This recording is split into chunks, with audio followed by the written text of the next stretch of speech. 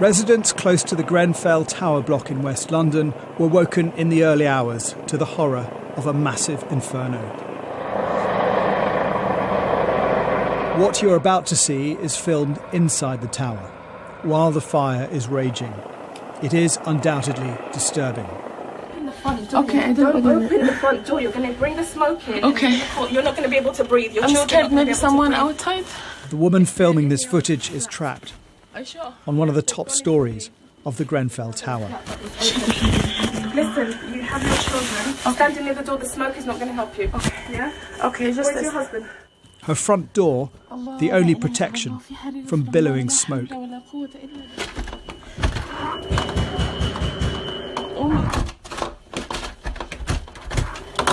Hello? Come here. Come here. Hello? Hello? Come. Quick. Hello? Here. Come in, you gotta... That's better. No, because the smoke is coming. But the people outside. Yeah, let them... She broadcast this video live to Facebook at around 1:40 a.m. Okay. Oh my God! I close it. You see that? Allah. Looking out, the blue flashing lights brought hope. The woman is mostly praying. Then comes a tannoy from below.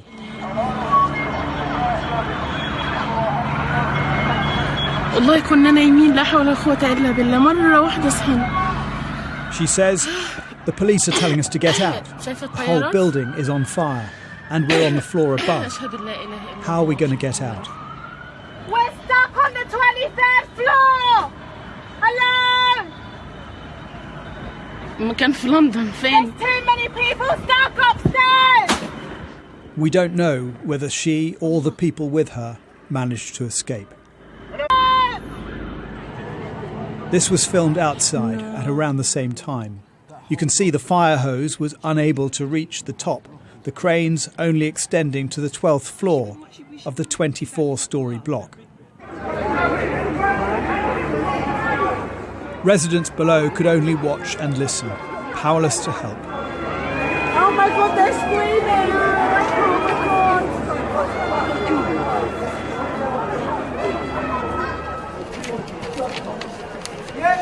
my God. Many on lower floors escaped, one claiming to have an explanation for the fire.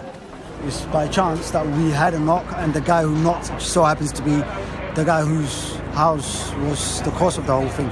It's his fridge. He explained to us as he came down afterwards and was outside the building, he explained to us that it was due to his fridge which exploded. That's what he kept saying. On the 4th floor. It was just like a waterfall on the left-hand side of fire and flames, but now it's spread all to the right of the building, that part there, and it's also gone down the left-hand side of the building as well.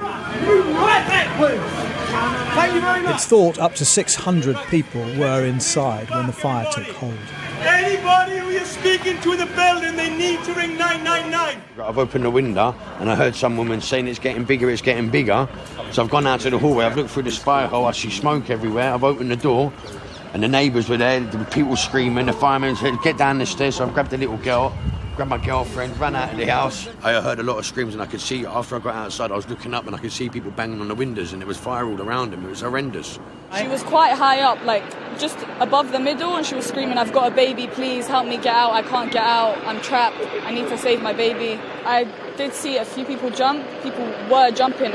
I think at that point it was, you either jump and trying to save your life, you might break a few bones or get engulfed in that flame.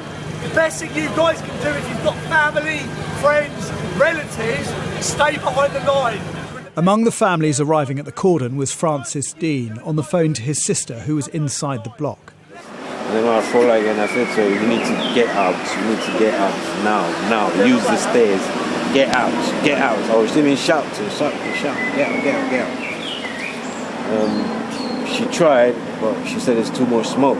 Like, it's just smoke, just go. Zainab Dean was on the 17th floor with her 2-year-old son Jeremiah. They were told to stay put, which is the fire safety advice for the building. And he was on the phone with her, until about 3 o'clock with the firefighter telling her to keep calm, someone is coming for you. And then the phone cut off about 3 o'clock. And you've not heard from her since? No. And she's not in any hospital at the moment. So I believe something will have happened.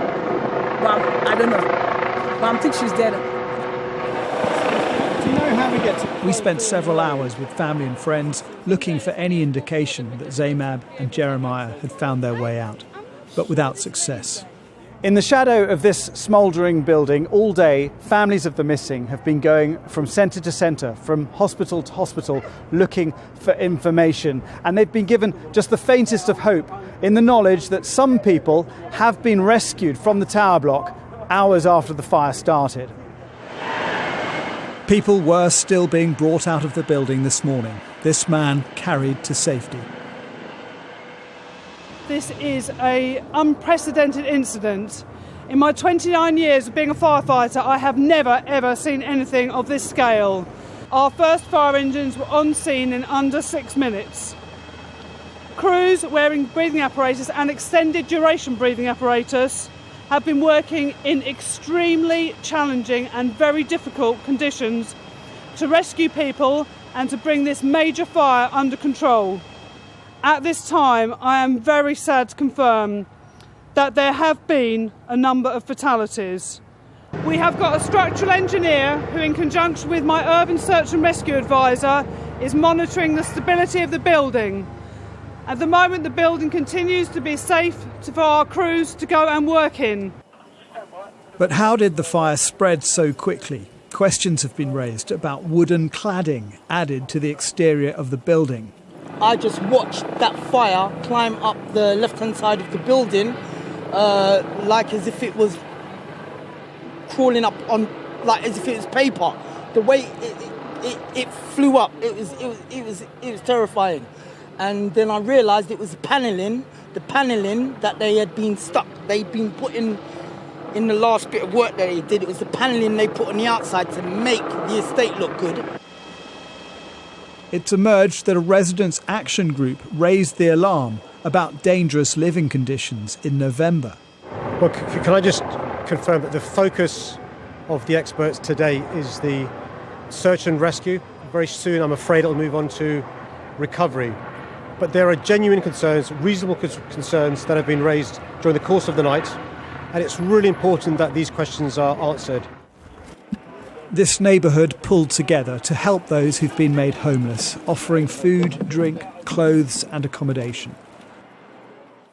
This intense fire has taken many lives on a day that no one will forget, a dramatic, shocking and horrifying event.